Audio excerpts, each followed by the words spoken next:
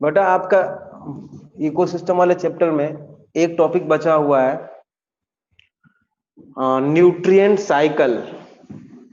Nutrient cycle, nutrient cycle. Ecosystem के different components जो होते हैं बेटा, उसके थ्रू मूवमेंट ऑफ न्यूट्रिएंट्स को, है ना, हम क्या बोलते हैं? न्यूट्रिएंट साइकिल बोलते हैं। ठीक है, इकोसिस्टम के जो कंपोनेंट्स होते हैं बेटा, है ना, उसके through movement of nutrient elements को हम क्या बोलते हैं? न्यूट्रिएंट साइकिल बोलते हैं। ठीक है, लिखिए, movement of nutrient any elements, movement of nutrient elements through components of an ecosystem, through components of an ecosystem is called nutrient cycle. अब एक चीज बताओ, अगर हम आपसे पूछें रिजर्वायर ऑफ न्यूट्रिएंट्स, तो क्या जवाब आएगा आपके तरफ से? जहां पे न्यूट्रिएंट्स स्टोर रहते हैं इकोसिस्टम के डिफरेंट कंपोनेंट्स में भी, कहां पे सबसे ज्यादा? रिजर्वायर ऑफ न्यूट्रिएंट्स, क्या बोलोगे? परीक्षित, लक्ष्य खराब बैठे हो। रिजर्वायर ऑफ न्यूट्रिएंट सॉयल है बेटा, है ना, न्यूट्रिएंट्स का रिजर्वायर। तो हम सॉयल को स्टैंडिंग स्टेट ऑफ न्यूट्रिएंट बोल सकते हैं। तो ऐसा भी नहीं है कि केवल सॉयल ही है, एटमॉस्फेयर भी तो है, जहां पे कार्बन है ना, बहुत सारे एलिमेंट्स का रिजर्वायर हो सकता है। नाइट्रोजन का भी रिजर्वायर तो है, लेकिन नाइट्रोजन जब फिक्स किया जाता है तो वही प्लांट के लिए अवेलेबल होता है, तो नाइट्रोजन के लिए हम सॉयल को बोल सकते हैं रिजर्वायर। जब स्टैंडिंग इसको बोलेंगे स्टैंडिंग स्टेट, जबकि स्टैंडिंग क्रॉप दूसरी चीज है जो आप जानते हो। ठीक है ना, नेक्स्ट हेडिंग दो, स्टैंडिंग स्टेट। स्टैंडिंग स्टेट क्या चीज होता है? Standing state, the amount of nutrients in bracket carbon, nitrogen, phosphorus, calcium etcetera, bracket close, amount of nutrients in bracket carbon, nitrogen, phosphorus, calcium, etc., bracket close, present in the soil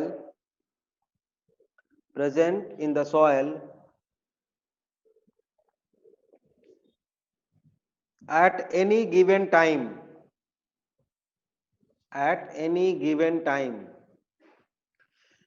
is called standing state.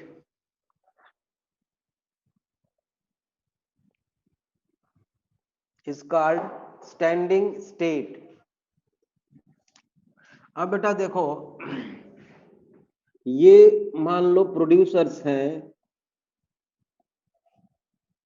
Producers कहां से लेंगे nutrients को? From soil. ठीक है, producers के बाद यही nutrients कहां पे मूव कर जाएंगे? कंज्यूमर में, कंज्यूमर्स में जाएंगे। ठीक बात है, इन कंज्यूमर को और इस dead and decaying matter of producers को भी डीके करने वाले कौन है? डीकंपोजर्स। और फिर ये सॉइल में, तो ये साइकिल चलती रहती है, ये आप जानते हो, ये साइकिल चलती रहती है। या इसी को हम ऐसे भी तो बोल सकते हैं कि न्यूट्रिएंट्स मूव करता है कहां से कहां? From biotic components of ecosystem and abiotic.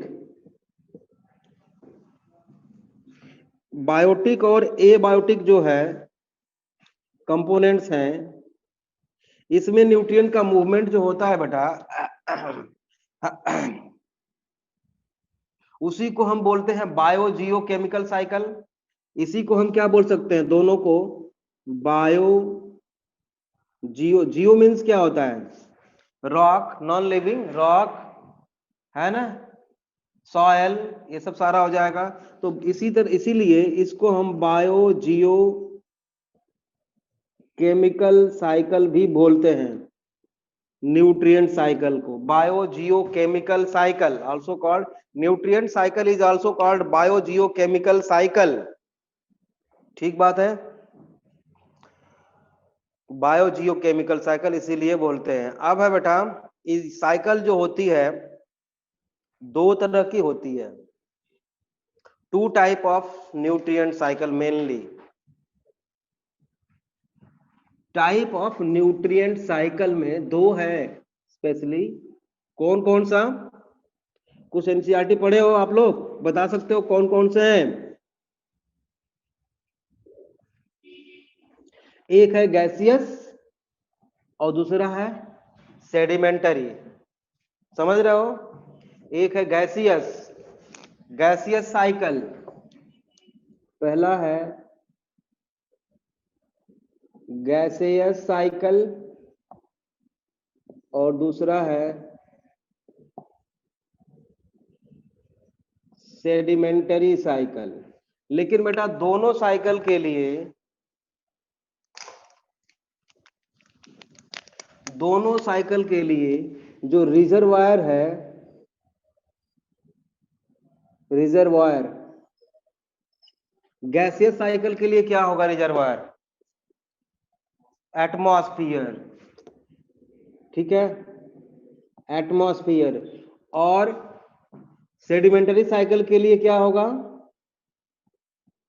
Soil. ठीक है। क्रस्ट, अर्थ क्रस्ट, हाँ अर्थ क्रस्ट बोलो तो ज्यादा बढ़िया है।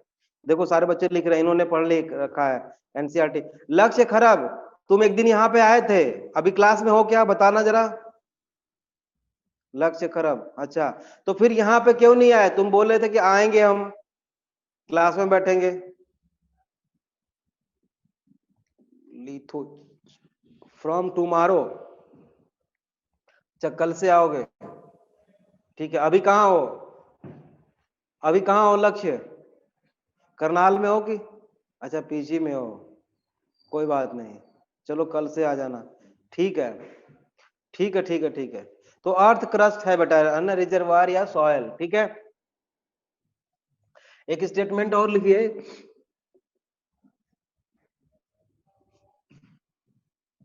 इसमें न्यूट्रिएंट साइकिल में ही environmental factors like soil, moisture, pH, temperature, etc. Environmental factors like soil, moisture, pH, atmosphere, etc. regulate the rate of NCERT में ये as it is statement है, ये regulate the rate of release of nutrient etc. regulate the rate of release of nutrient into the atmosphere, ठीक है। ये सारे regulate करते हैं बेटा कि जो रिजर्वायर है वहां से कितना प्रोड्यूसर्स उसको एब्जॉर्ब करेगा या लेगा, ऑब्टेन करेगा, ठीक है। नेक्स्ट पॉइंट लिखिए इसी में, the function of the reservoir, the function of the reservoir is to, the function of the reservoir is to meet with the deficit which occur due to imbalance in the rate of, imbalance is the rate of influx and efflux, influx and efflux, ठीक है। मतलब कितना वहां से निकलेगा, बाहर निकलेगा तो क्या बोलेंगे उसको? ई फ्लक्स। अंदर जाएगा रिजर्वायर में तो उसको इनफ्लक्स बोलेंगे। ये रिजर्वायर के रिस्पेक्ट में है, ठीक है ना। और बहुत सारे जो एबायोटिक फैक्टर्स हैं, रिलीज ऑफ न्यूट्रिएंट्स को rate of release of nutrients को बेटा रेगुलेट करते हैं। सिंपल सी बात है, ठीक है। अब है 2 साइकिल हमें पढ़ना है मेनली यहाँ पे, कार्बन और फास्फोरस साइकिल। तो पहले लिखो कार्बन साइकिल। कार्बन साइकिल कौन सी साइकिल है, गैसियस है या सेडिमेंटरी? गैसियस साइकिल में पहला है बेटा carbon cycle. Carbon cycle 49% of dry carbon जो है बेटा ऑर्गेनिजम्स में कितना होता है लगभग, एनसीईआरटी में लिखा होगा 49% ऑफ ड्राई वेट लिखा है, ठीक है ना। बाई मास नहीं देखेंगे ना तो फिर तो पानी ज्यादा हो जाएगा ना, वाटर, ठीक है। तो 40 इन ऑर्गेनिजम्स, साइकिल तो आप लोग जानते हो, कुछ पॉइंट्स हैं जो इसमें याद रखना है आपको। इन ऑर्गेनिजम्स 49% ऑफ ड्राई वेट ये पाया जाता है, ड्राई वेट याद रखना। और किस फॉर्म में, organic molecules, organic molecules like कहां कहां पे, प्रोटीन है और कार्बोहाइड्रेट और न्यूक्लिक एसिड और लिपिड्स में भी होते हैं यही, एक्सेट्रा। ये सब जगह ड्राई वेट, ठीक है, वहां पे कार्बन 49% पाया जाता है। और एटमॉस्फेयर में लगभग 1%, मतलब वैसे तो 0 पॉइंट कितना है, 0.03% CO2 के फॉर्म में होता है। एनसीईआरटी में 1% लिखा है ना अप्रॉक्स, एटमॉस्फेयर में 1% है, कुछ इस तरह का है, लगभग बोल सकते हैं 1% इन एटमॉस्फेयर। इसके अलावा बेटा लगभग ओशियन में कितना है, 71% ऑफ टोटल क्या लिखा है, कार्बन, वो भी डिसॉल्व स्टेट में, ठीक है ना। रिजर्वॉयर ऑफ कार्बन, आप इसको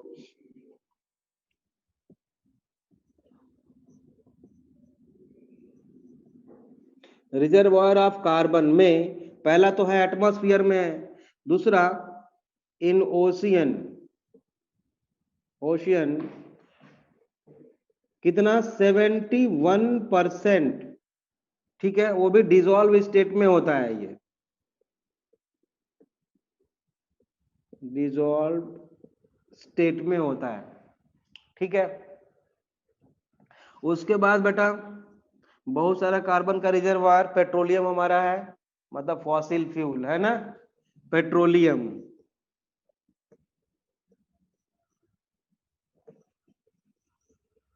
फॉसिल फ्यूल रोज हम लोग कुछ न कुछ एटमॉस्फेयर में बढ़ा रहे हैं कार्बन डाइऑक्साइड, है ना। वहां पर जाके ये तो वहां पे फिक्स है पेट्रोलियम के फॉर्म में बेटा, है ना, फॉसिल फ्यूल के फॉर्म में, लेकिन इसको हम लोग यूज करके एटमॉस्फेयर में और ओशियन में भी इसके अमाउंट को, परसेंटेज को कार्बन डाइऑक्साइड के बढ़ा रहे हैं, एक्चुअली कार्बन के, है ना।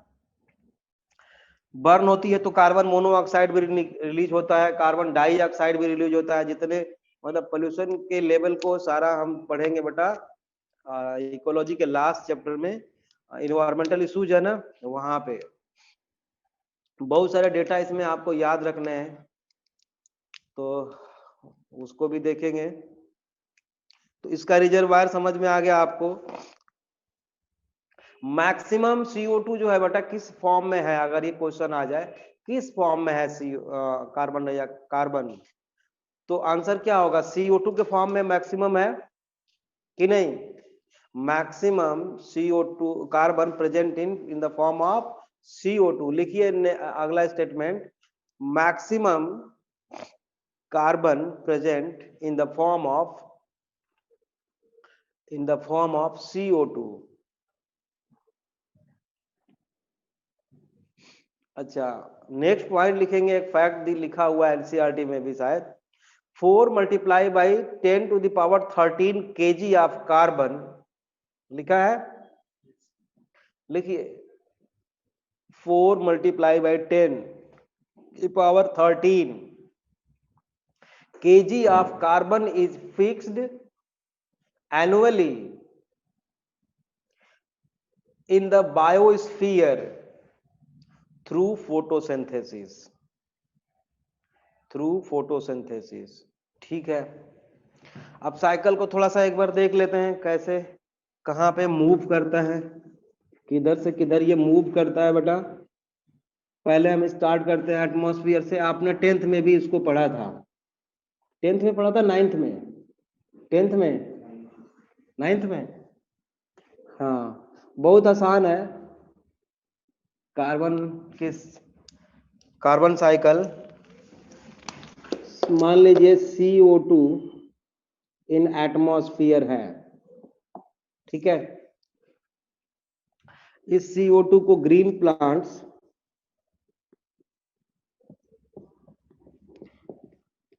एब्जॉर्ब करते हैं। CO2 किस प्रोसेस में, फोटोसिंथेसिस में एब्जॉर्ब करेंगे, ठीक है। और इस CO2 को बेटा ये किस में कन्वर्ट कर देंगे, कोल में भी कन्वर्ट कर सकते हैं, या जो पेट्रोलियम है बेटा वो भी इसी इन्हीं का फॉर्म है, वो भी जो ऑर्गेनिज्म का ही फॉर्म है। और इस प्रोड्यूसर्स पे, इसको प्रोड्यूसर्स भी बोलते हैं आप लोग, इन प्रोड्यूसर्स पे डिपेंड कौन है बेटा, एनिमल्स, एनिमल्स रेस्पायरेशन के थ्रू CO2 प्रोड्यूस करते हैं और ये फिर से एटमॉस्फेयर में चला जाता है। एक साइकिल चल गई, देखो, ठीक है। फूड के फॉर्म में एनिमल्स ने ले लिया और वो चला गया। अब एनिमल्स और प्लांट्स दोनों मिलके, मतलब जब ये प्लांट्स और एनिमल्स ये दोनों, हालांकि इसमें बहुत लंबा टाइम लगता है, फॉसिल फ्यूल के फॉर्म में कन्वर्ट हुए और इनके ये इसको जब हम बर्न करते हैं बेटा व्हीकल के थ्रू, तो वो भी कहाँ जाता है, एटमॉस्फेयर में। तो एक बात यहाँ पे ध्यान देने वाली है, ये जो एक्टिविटी मैंने लिखा है, बनाया है, ये एंथ्रोपोलॉजिकल एक्टिविटी है, एंथ्रोपोलॉजिकल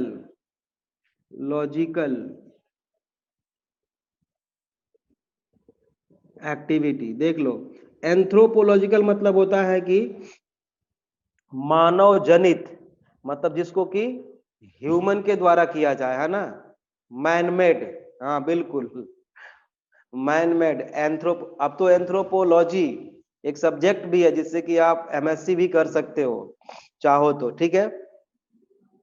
और सबकी डेथ के बाद बेटा, प्लांट्स और एनिमल्स के डेथ के बाद डीकम्पोजर्स जो है इसको सॉइल में मिक्स कर देते हैं। मतलब अगर इनकी और इनकी डेथ हो जाए, आई तो फॉसिल फ्यूल बनने में बहुत लंबा टाइम लगता है, वैसे इनकी डेथ हो जाए तो डेथ के बाद डीकम्पोजर्स इसको मिला देंगे, मैंने इधर एरो लगा दिया, सॉइल में, है ना, सॉइल में मिला देंगे। आप लोग नीचे बना लेना एरो को, ठीक है। इस तरह से इसकी साइकिल चलती रहती है। लेकिन बेटा एक बात है, मान लो बारिश हुई, खूब बारिश हुई और ये सारा कुछ कार्बन जो सॉइल में है ये चला गया कहाँ पे, पॉन्ड में या रिवर में चला गया। ये मान लो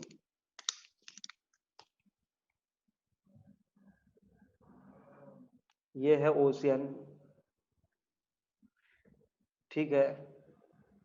और बारिश हुई, CO2 वाटर के साथ मिलके रिवर के थ्रू चला गया कहाँ पे, ओशियन में जा सकता है।